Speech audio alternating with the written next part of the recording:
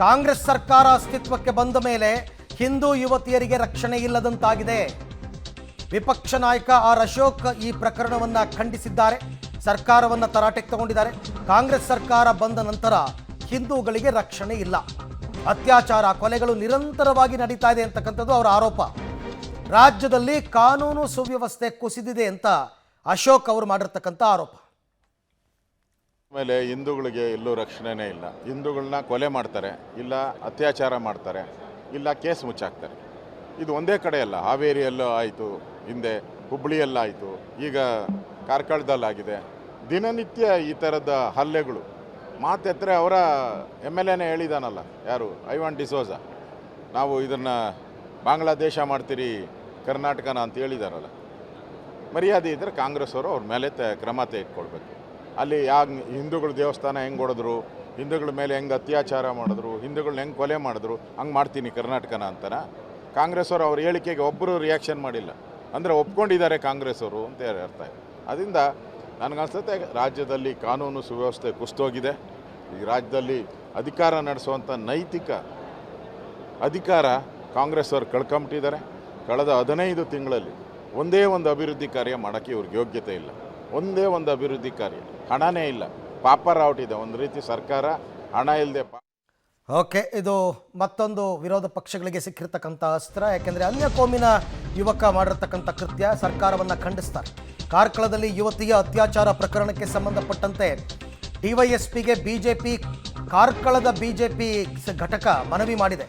ಮಹಿಳೆಯರಿಗೆ ಮತ್ತು ಯುವತಿಯರಿಗೆ ದಯವಿಟ್ಟು ರಕ್ಷಣೆ ಕೊಡಿ, ಇನ್ನೊಂದು ಯುವತಿ ಈ ರೀತಿ ಬಲಿಯಾಗಬಾರ್ದು, ಸಮಾಜ ಘಾತುಕ ಕೃತ್ಯಗಳ ಬಗ್ಗೆ ಕ್ರಮ ಕೈಗೊಳ್ಳಿ ಅಂತ ಅವರು ಮನವಿಯನ್ನು ಕೊಟ್ಟಿದ್ದಾರೆ. ಕಾರ್ಕಳ DYSP ಮನವಿಯನ್ನು ಕೂಡ ಸ್ವೀಕರಿಸಿದ್ದಾರೆ. ಘಟನೆ ನಡೆದ ತಕ್ಷಣ ಕ್ರಮ ಕೈಗೊಂಡಿದ್ದೀವಿ ಅಂತ DYSP ಹೇಳಿದ್ದಾರೆ. ಅಫ್ಕೋರ್ಸ್ ಇಬ್ಬರನ್ನ ಬಂಧಿಸಿದ್ದಾರೆ, ಇಲ್ಲ ಅಂತಲ್ಲ. ಬಟ್ ಇಲ್ಲಿ ಕೆಲವರು ಇದು ಗ್ಯಾಂಗ್ ರೇಪ್ ಅಂತಾರೆ, ಅಲ್ಲಿನ SP ಬಂದು ಇದು ಗ್ಯಾಂಗ್ ರೇಪ್ ಅಲ್ಲ ಅಂತ ಹೇಳ್ತಾ ಇದ್ದಾರೆ. ಇದ್ರ ಬಗ್ಗೆ ಸ್ವಲ್ಪ ಯೋಚನೆ ಮಾಡಬೇಕು. ಮತ್ತು ಇವರ ಬ್ಯಾಕ್ಗ್ರೌಂಡ್ ಏನು, ಈ ಅಲ್ತಾಫ್ ಯಾರು, ಇವನ ಹಿನ್ನೆಲೆ ಏನು, ಇವನ ಫ್ರೆಂಡ್ಸ್ ಯಾರು, ಇದೇ ಕೆಲಸನ ಇವರಿಗೆ, ಈ ಹಿಂದೆ ಏನಾದರೂ ಕ್ರಿಮಿನಲ್ ಚಟುವಟಿಕೆಗಳು ನಡೆಸಿದ್ರಾ, ಎಲ್ಲವನ್ನ ಸಮಗ್ರವಾಗಿ ತನಿಖೆ ಮಾಡಿದಾಗ ಇಂಥ ಪ್ರಕರಣಗಳಿಗೆ ಕಡಿವಾಣ ಹಾಕಬಹುದು. ಬರೀ ಅತ್ಯಾಚಾರ ಅಂತ ಅಷ್ಟೇ ನೀವು ಪ್ರಕರಣ ದಾಖಲು ಮಾಡ್ಕೋಬಾರ್ದು. ಇದನ್ನು ಅದೊಂದೇ ದೃಷ್ಟಿಕೋನದಲ್ಲಿ ನೋಡಬಾರ್ದು ಈ ಪ್ರಕರಣವನ್ನು.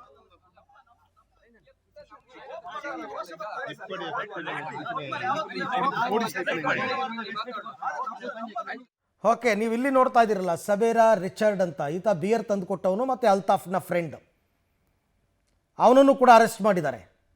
ಬಟ್ ಇದು 4-5 ಜನ ಸೇರ್ಕೊಂಡು ಈ ರೀತಿ ಮಾಡಿದ್ದಾರೆ ಅಂತಕ್ಕಂಥ ಆರೋಪದ ಬಗ್ಗೆ ಏನು ಹೇಳ್ತಾರೆ? ಸಾರಾಸಗಟಾಗಿ ಏನು ತಳ್ಳಿ ಹಾಕಿಲ್ಲ SP, ಬಟ್ ಈ ಬಗ್ಗೆ ನಾವು ಯುವತಿಯ ಹೇಳಿಕೆ ಪಡೆದ ನಂತರ ರಿಯಾಕ್ಟ್ ಮಾಡ್ತೀವಿ ಅಂತ ಹೇಳಿದ್ದಾರೆ. ಆ್ಯಂಡ್ ಅಫ್ಕೋರ್ಸ್ ಅದು ನೆಸಸರಿ ಕೂಡ ಹೌದು. ಸಂತ್ರಸ್ತ ಯುವತಿಯೇ ಹೇಳಿಕೆಯನ್ನು ಕೊಡಬೇಕಾಗತ್ತೆ ಏನು ನಡೀತು ಅಂತಂದ್ಬಿಟ್ಟು. ಆ ನಂತರ ಈ ಅಲ್ತಾಫ್ ಒಬ್ಬನೇ ಮಾಡಿರ್ತಕ್ಕಂಥ ಕೃತ್ಯನ ಅಥವಾ ಇದು 4-5 ಜನ ಸೇರಿ ಮಾಡಿರ್ತಕ್ಕಂಥ ಕೃತ್ಯನ ಎಲ್ಲವೂ ಕೂಡ ಗೊತ್ತಾಗುತ್ತೆ. ಬಟ್ ಇದಕ್ಕೆ ಕಡಿವಾಣ ಹಾಕಬೇಕು ಅಂತಂದರೆ ಇವರ ಬ್ಯಾಕ್ಗ್ರೌಂಡನ್ನು ತಿಳ್ಕೊಂಡು ಅಲ್ಲಲ್ಲೇ ಬಾಲ ಕತ್ತರಿಸ್ತಾ ಇರಬೇಕು ಇವ್ರದ್ದು. ಇಂಥವ್ರು ಚಿಗುರಕ್ಕೆ ಬಿಡಬಾರ್ದು. ಆ ಕೆಲಸವನ್ನು ಮಾಡಿದ್ರೆ ಮಾತ್ರ ದುಷ್ಕೃತ್ಯಗಳಿಗೆ ಕಡಿವಾಣ ಬಿದ್ದಂತಾಗುತ್ತೆ. ಇಲ್ಲಾಂದರೆ ಬಹಳ ಕಷ್ಟ.